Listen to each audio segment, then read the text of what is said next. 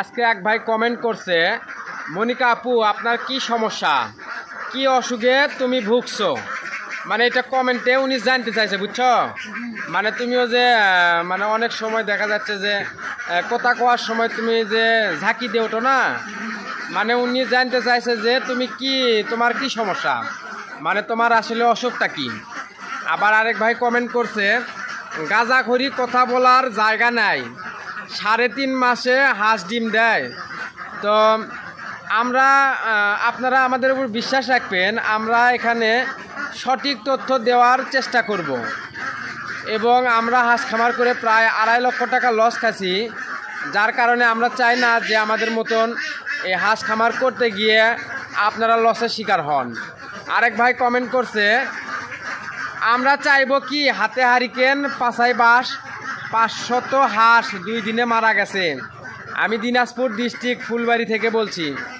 তো মনিকা, এই যে লাস্ট যে ভাইটা কমেন্ট করছে 500 হাঁস 2 দিনে মারা গেছে, এটার বিষয়টা হচ্ছে যে কি, আমি আপনাদেরকে এই কমেন্ট এবং প্রত্যেকটা কমেন্টের রিপ্লাই দেওয়ার চেষ্টা করবো, তাই না। তো প্রথমে আসি আমরা মনিকার যে অসুখের বিষয়টা। মনিকা মূলত কথা বলতে বলতে ঝাঁকি দিয়ে ওঠে, তাই না মনিকা, ঝাঁকি দিয়ে ওঠো না। এটার কারণটা কি, তুমি যদি খোলামেলাভাবে দর্শকদের বলতে, তুমি কি কথা বলতে ভয় পাও? কথা বলতে সমস্যা হয়, মানে তোমার ওই জায়গাটা কথা বলতে কথা আটকে ধরে। এই কথা আটকে ধরে কৃষক কি কারণে কথা আটকে ধরে মনিকা? মানে তুমিও সেটা জানো না, তাই না।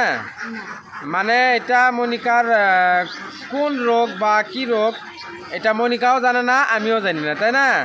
হয়তোবা এই রোগের চিকিৎসা করলে হয়তোবা এটার থেকে ভালো হওয়ার উপায় আছে। হ্যাঁ, তবে তোমার কি এটার কি কোনো সমস্যা হয়? কথা বলতে সমস্যা হয়। কথা বলতে সমস্যা, তোমার কি এমনিতে সমস্যা মনে হয়? কথা বলতে অনেকটা ইয়ে হয়, মানে কষ্ট হয়। কষ্ট হয়? তুমি তো আমাকে কোনোদিন বলনি যে আমার কথা বলতে কষ্ট হয়, আমাকে আপনি চিকিৎসা করান, এই কথা তুমি কোনোদিন বলছিলে? হ্যাঁ, এটা তোমার কেমনে এটা এইরকম হলো? হ্যাঁ, এই সমস্যাটা কিভাবে হলো তোমার? তোমার যে কথা বলতে সমস্যা হয়, ইয়ে করো, এটার কি কারণে এটা হয়েছে মনিকা? তুমিও জানো না, কান দিচ্ছ তুমি? হ্যাঁ, কান দিচ্ছ কে? হ্যাঁ, কান দিচ্ছ কে? হ্যাঁ, এই পাগলা, আপনারা এমন কোনো কমেন্ট করেন না যে যে কমেন্টের কারণে কারো কেউ কষ্ট পাক। হ্যাঁ, মনিকা, আমি মূলত মনিকাকে বিয়ে করছি আজকে 2018 সালে। তো এই পর্যন্ত মনিকা যে কথা বলতে যে থুতুপুতু হয় বা আটকে ধরে, আমি কিন্তু এর জন্যে কখনো ওকে বলিনি যে তোমার কি সমস্যা, তোমার কথা বলতে সমস্যা, এরকম আমি অভিযোগ মনিকার কাছে করিনি। আমি এটাই মনে করছি যে সব কিছুই তো আল্লাহর সৃষ্টি, হয়তো বা অনেকেই থাকে না যে অনেকের অনেক সমস্যা। মনিকা হয়তো বা কথা বলতে একটু থুতুপুতু হয়, আটকে যায়, এটা আমার কোনো অভিযোগ নাই। তবে এক ভাই কমেন্টে জানতে চাইছে এটার কোন অসুখ, মানে তাতে মনিকা হয়তো বা কষ্ট পাইছে। হ্যাঁ, কিন্তু মনিকার এখানে কোনো হাত নাই, সব কিছুর মালিক আল্লাহ। হ্যাঁ, হয়তো বা চিকিৎসা করলে ভালো হবে কি না এটা আমারও জানা নাই। তো এমন কোনো কমেন্ট করবেন না যেটা একজন মানুষের মনে কষ্ট পাক, তাই না মনিকা?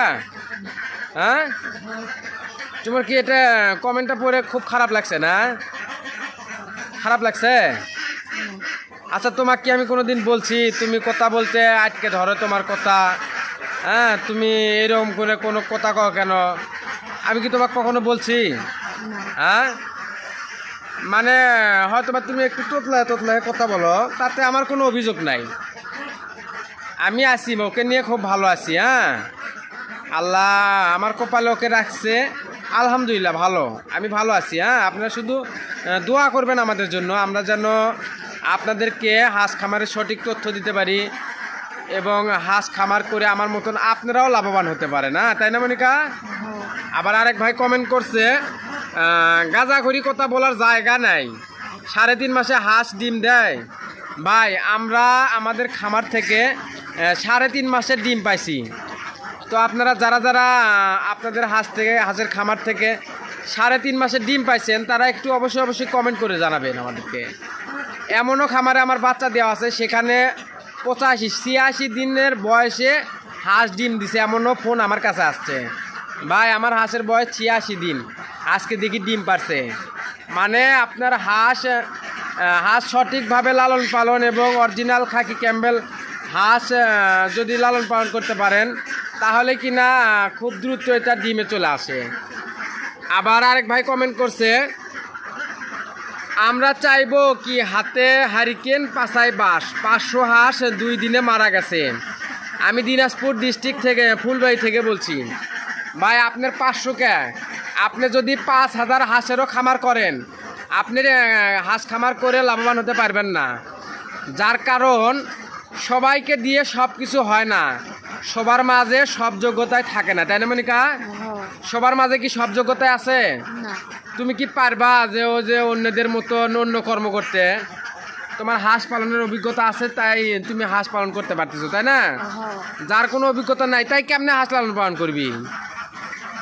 এই হাঁসের খামার করে লাভবান হওয়া এটা একটা প্রতিযোগিতা, এটা একটা পরীক্ষা।